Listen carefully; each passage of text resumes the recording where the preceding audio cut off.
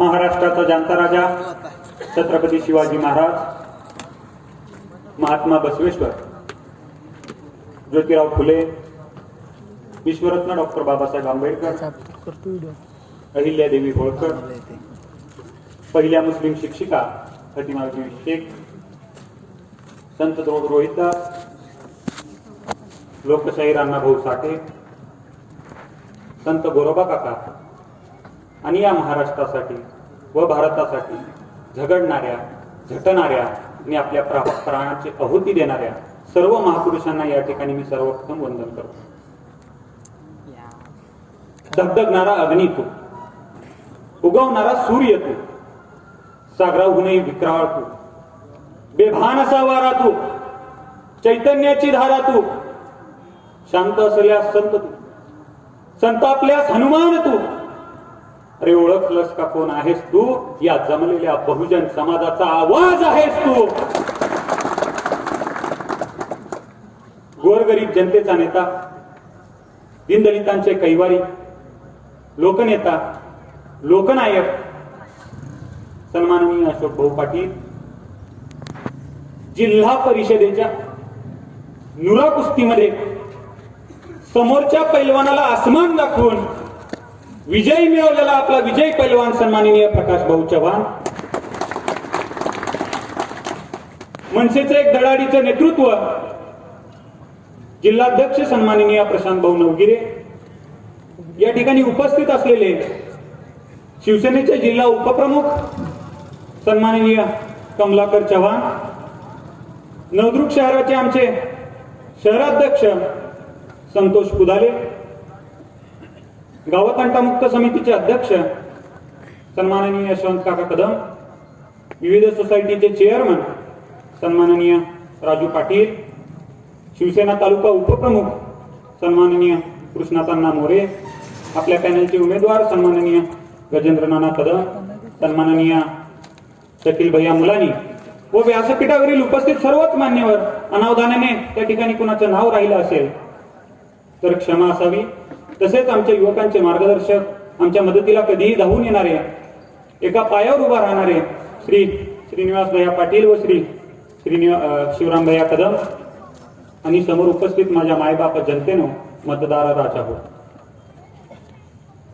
ना हम जात की बात करेंगे, ना हम धर्म की बात करेंगे, ना हम जात की बात करेंगे, ना हम धर्म की बात करेंगे, ना हम गर्व की बात करेंगे, ना हम शर्म की बात करेंगे. वोटर होने का, मतदार होने का वो महान फर्ज बस तुम अदा करो. लादे जो इस गांव में खुशियां, हम तो बस उस कर्म की बात करेंगे. लादे जो इस गांव में खुशियां, हम तो बस उस कर्म की बात करेंगे. जाती जातीमध्ये त्या ठिकाणी तेढ निर्माण करून, धर्माधर्मामध्ये त्या ठिकाणी तेढ निर्माण करून आम्हाला राजकारण करायचं नाही. आम्हाला राजकारण हे फक्त आणि फक्त विकासाच्या मुद्द्यावरतीच त्या ठिकाणी करायचं आहे. दादा हो, आता 61 वर्षाचा युवा योद्धाच त्या ठिकाणी मैदानात उतरलेला आहे. त्यामुळे कार्यकर्त्यांना आता फक्त आशेचा किरणच नाही तर आशेचा संपूर्ण सूर्य त्या ठिकाणी दिसायला लागलेला आहे. एक एक सरदारही तगडे आहेत आणि मग सरसेनापतीचा तर काही विषयच नाही. तुम्हाला तो टक्केवारीवरील एक जोक माहिती असेल, लक्षपूर्वक ऐका मी सांगतोय. दोन तालुक्याचे नेते एकमेकाला भेटतात. पहिला नेता दुसऱ्या नेत्याला विचारतो, तुमचं घर खूप भारदस्त आहे, खूप जबरदस्त आहे, कशामध्ये मार? तो नेता उत्तरतो, आपल्या घरासमोरून जो रोड गेला ना त्याच्यामध्ये 25%. दुसऱ्या नेत्यालाही राहवत नाही, तुमचं घरी काही राजमहालापेक्षा कमी नाही, तुम्ही कशामध्ये मारले? तो नेता उत्तरतो, आपल्या तालुक्यात दक्षिणेकडचा जो पूल आहे ना. दुसरा नेता अवाक होतो, आपल्या तालुक्यामध्ये दक्षिणेकडे पूल, तसं तिकडल्या भागात दौरा थोडा कमी आहे, पण कधी ऐकण्यातही नाही आलो. पहिला नेता म्हणतो, तुमच्या तिकडे असेल म्हणजे 20%, 25%, 30%, आमच्या इकडे डायरेक्ट 100%. असा भोंगळा कारभार या ग्रामपंचायतचा झालेला आहे. अशा कित्येक योजना ज्या तळागाळापर्यंत पोहोचायचं तर सोडाच, त्याची साधी माहिती सुद्धा आपल्याला भेटलेली नाही.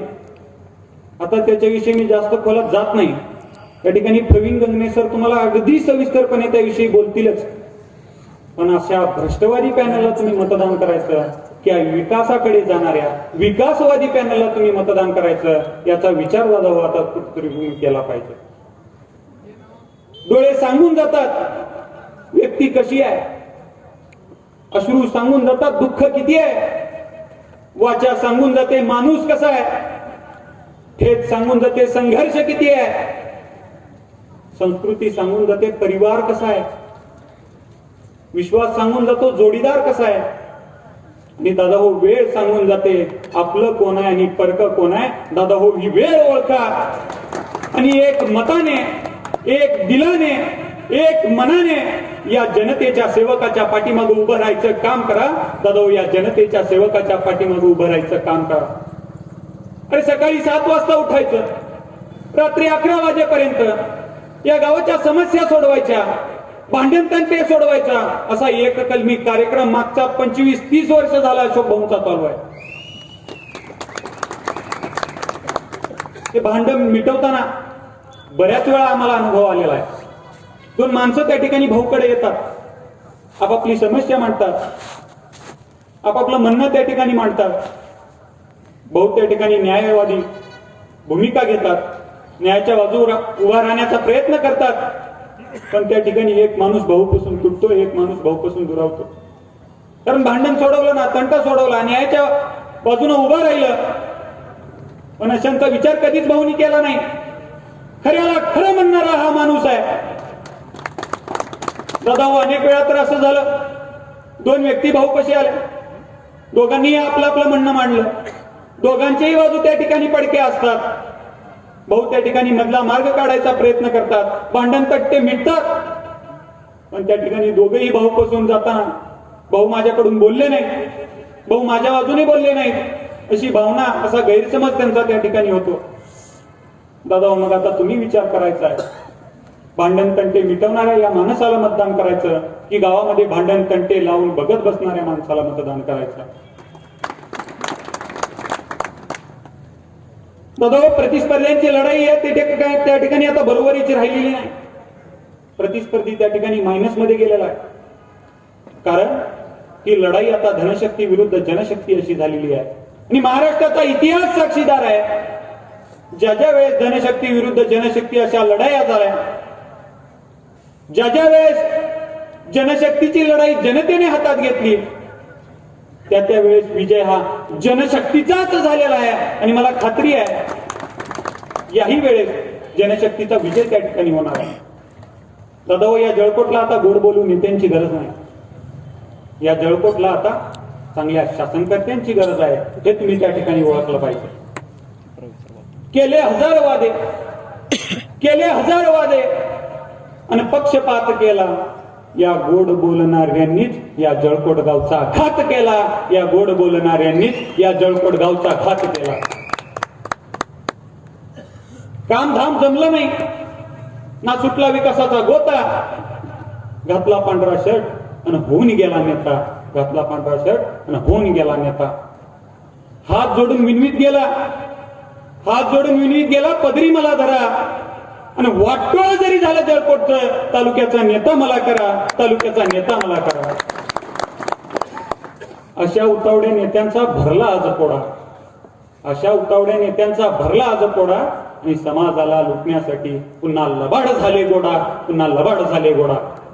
नेते तसे कार्यकर्ते, नोटांकडेच लक्ष, दारू मट जितन बेटन तोच आपला पक्ष. शिव फुले, शाहू आंबेडकरांचं कुठाय तत्व नेते. आणि अशा धर्मांध राजकारणात, अशा भ्रष्टवादी राजकारणात आमची लोकशाही वाहून जाते, आमची लोकशाही वाहून जाते. जळकोट ग्रामपंचायत मध्ये भ्रष्टाचार झालाय, तो होत आहे. आणि सत्तांतर जर झालं नाही तर तो इथून पुढेही होत राहील. हे अगदी आमच्या विरोधी पक्षाच्या कार्यकर्त्यांना, नेत्यांनाही मान्य करावं लागेल. पण अनेक वेळा त्यांचं त्या ठिकाणी सोजवळ आणि गोड असं उत्तर असतं की ग्रामपंचायत म्हणल्यावर आता इतकं तर चालणारच नाही. एक तर कोट्यवधीनी पैसा जाणार, ही काही थोडी अमाऊंट नाही. आणि जर तुमच्या दृष्टिक्षेपात ती थोडी जरी असली तरी का अरे इमानदारी ही काय तुम्ही टक्केवारीमध्ये मोजता? इमानदारी ही काय टक्केवारीमध्ये मोजण्याची गोष्ट आहे? माझा नेता 10% इमानदार, तुमचा 20%, आमचा 25%. अरे इमानदारी रक्तात असावी लागते, एकतर ती असते किंवा नसते, संपला विषय. हा गोरगरीब जनतेचा पैसा आहे, त्याचा पैसा हिशोब तुम्हाला द्यावाच लागेल आणि मग तुम्ही आमच्या समोर मतदान मागायला या. एक आदमी रोटी बेलता है, एक आदमी रोटी खाता है, तो एक आदमी ऐसा है जो रोटी बेलता भी नहीं और रोटी खाता भी नहीं, वो बस रोटी खेलता है. अशी अवस्था त्या ठिकाणी ग्रामपंचायतची झालेली. का गावामध्ये ग्रामसभा होत नाहीत याचं उत्तर तुम्ही देणार आहात की नाही? अरे क्या लेना देना उनका इस गांव की भलाई से, अरे क्या लेना देना उनका इस गांव की भलाई से, जो भरते हैं अपनी जेबे झूठ की कमाई से. आणि एकीकडे आपले भाऊ उभा आहे. बहिणीसाठी भाऊ होतो, बहिणीसाठी भाऊ होतो तरुणाईचा मित्र. या जळकोट गावच्या विकासासाठी तो झटतो अहोरात्र. जातीपातीला थराच नाही, जातीपातीला थराच नाही. तो गरीबाला साथ देतो, तो दिव्यालाही वाद देतो, धडपडणाऱ्या युवकांच्या तो हातामध्ये हात देतो. कष्टालाही दिशा देऊन, कष्टालाही दिशा देऊन तो मोल करतोय घामाचा, तो मोल करतोय घामाचा. एवढं मात्र नक्की सांगतो, हा माणूस आहे कामाचा, हा माणूस आहे कामाचा. तुम्ही छत्रपती शिवाजी महाराजांच्या नावाने राजकारण करण्याचा प्रयत्न केला. छत्रपती शिवाजी महाराजांचा अश्रूढ पुतळा मी स्वखर्चातून बसवलं असं तुम्ही वचनपूर्ती नाम्यामध्ये टाकलं. मग या गावच्या गरिबानं, गोरगरिबानं आपल्या पोटाला तिडकी मारून 250 रुपये जमा करून लकी ड्रॉ काढून त्याच्या उरलेल्या पैशातून बसवलेला हा पुतळा आहे. तुम्ही जर त्याच्या नावावर राजकारण करत असाल तर ही 18 पगड जात तुम्हाला माफ करणार नाही, हे त्या ठिकाणी मला तुम्हाला सांगायचंय. हा बहुजन समाजाचा झालेला अपमान आहे. तुम्ही भावनिक राजकारण करण्याचा प्रयत्न करता. तुम्ही लोकांना मी गरीब आहे, मी गरीब आहे असं सांगता. तुमच्यासारखी गरिबी थोडी इथं बसलेल्या जनतेवर थोडीशी उधळून ओवाळून टाका. भावनिक राजकारण करता. भावनिक राजकारण कुणी करावं? आज त्या ठिकाणी भाऊच्या मागे एक भावनिक लाट उभा राहिलेली आहे. भाऊंना खंबीर असे साथ देणारे भीमराव पट्टेवाले त्या ठिकाणी भाऊला सोडून गेले. भाऊचे लहानपणीचे मित्र त्या ठिकाणी शौराज बापू भाऊंना सोडून गेले. भाऊंसोबत सावलीप्रमाणे उभे राहणारे दत्तू काका त्या ठिकाणी आम्हाला सोडून गेले. भाऊची डाल, भाऊचा ढाण्यावर, गोरगरिबांचा सेवक. कोरोनामध्ये इतकी भीषण परिस्थिती आल्यानंतरही आपल्या स्वखर्चातून या गोरगरिबाला अन्न पुरवण्याचं काम ज्यांनी केलं ते आमचे गोविंदबाजी त्या ठिकाणी आम्हाला सोडून गेले. भाऊच्या पाठीवरचा भाऊ त्या ठिकाणी सोडून गेला. 4 महिन्यातच भाऊची आई त्या ठिकाणी सोडून गेली. अरे निसर्गानं असा एक एक अवयव कापावा असा अन्याय भाऊवर केला तरी हा माणूस थांबला नाही, हा माणूस थकला नाही, हा माणूस पुन्हा उठून उभा राहिला. आणि एवढेही या ठिकाणी सांगू इच्छितो, या गोरगरीब जनतेला न्याय दिल्याशिवाय हा माणूस थांबणार नाही. तुम्ही भावनेचं राजकारण करता. आता ही भावनिक लाट भाऊच्या बाजूने आहे. तुम्ही त्या ठिकाणी लोकांना धुरळ घालण्याचा प्रयत्न करू नका. या ठिकाणी मी आता माझ्या भाषणाच्या शेवटीकडे वळतो. माझ्या भाषणाचा शेवट आणि आपल्या विजयी मनसुब्यांचा आरंभ मी एका आरंभ या पियुष मिश्रा यांच्या कवितेच्या माध्यमातून त्या ठिकाणी करणार आहे. तुमच्या टाळ्यांची साथ त्याला असावी म्हणजे त्याला अजून गोडी होईल. कारण मी काय चांगला गायक नाही आहे, पण त्या कवितेची भावना तुम्ही समजून घ्या अशी आशा मी व्यक्त करतो. आरंभ है प्रचंड बोले मस्तकों के झुंड, आज चंग की घड़ी की तुम गुहार दो. आन बान शान या की जान का होता न, आज एक धनुष के बान पे उतार दो.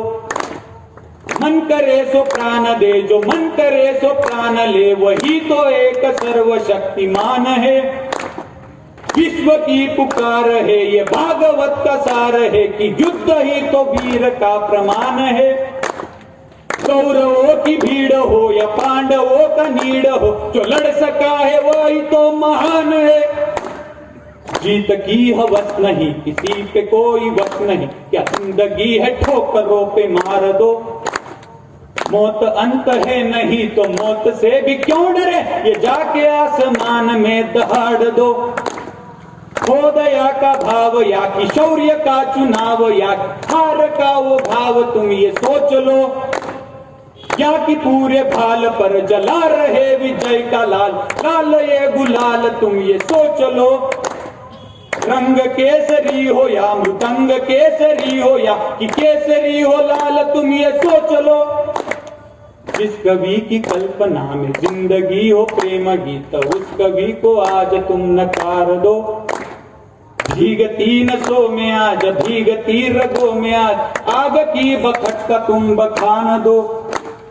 आरंभ है प्रचंड बोले मस्तकों के झुंड, आज संग की घड़ी की तुम गुहार दो।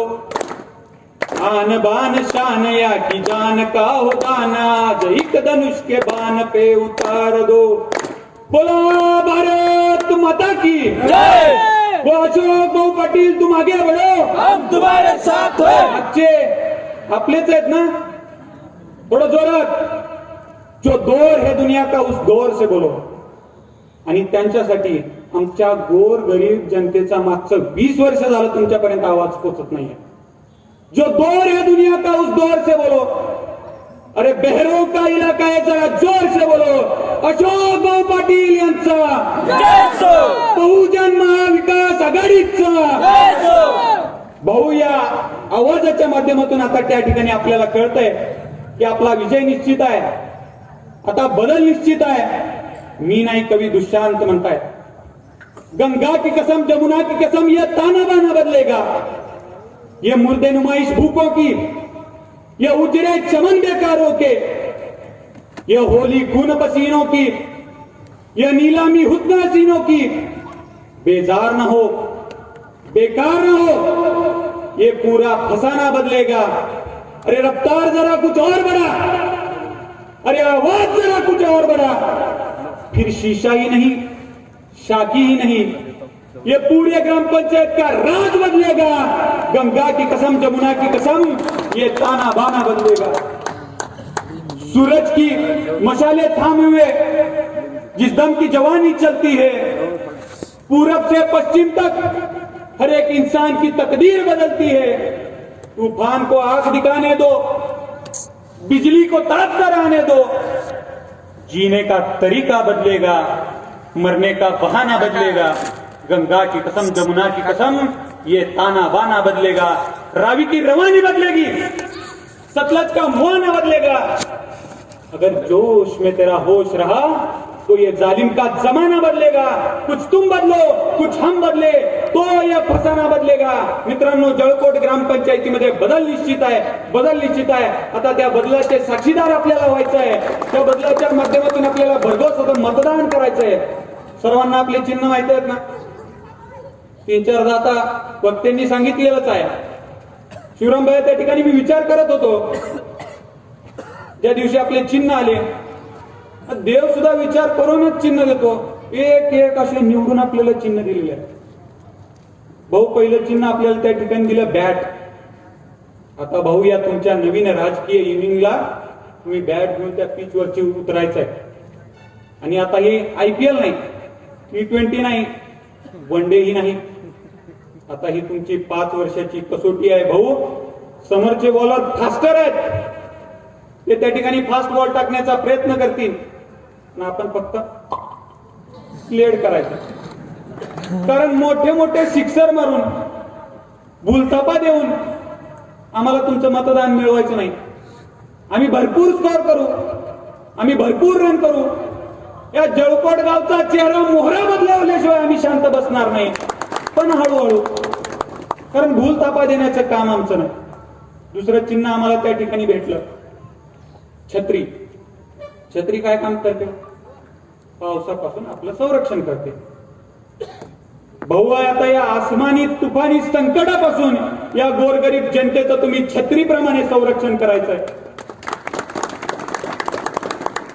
तिसरं चिन्ह आपल्याला त्या ठिकाणी भेटलं, कपबशी. दादा आपण सकाळी सकाळी उठतो, उठल्यानंतर एक चहा घेतो आणि चहा घेतल्यानंतर आपला दिवस कसा तेजोमय आणि टवटवीत होतो. आणि आता आपले पुढचे 5 वर्ष या जळकोटला तेजोमय आणि टवटवीत जर ठेवायचं असेल तर तुम्हाला कपबशी समोर बटन हे दाबावंच लागेल. आणि अशा प्रचंड बहुमताने त्या ठिकाणी भाऊला आणि सर्व उमेदवारांना तुम्हाला निवडून द्यावं लागेल. संपूर्ण पॅनलला तुम्ही प्रचंड मतांनी विजयी कराल असा आशावाद व्यक्त करतो. आणि माझा लांबत चाललेले हे 2 शब्द थांबवतो. जय हिंद, जय महाराष्ट्र.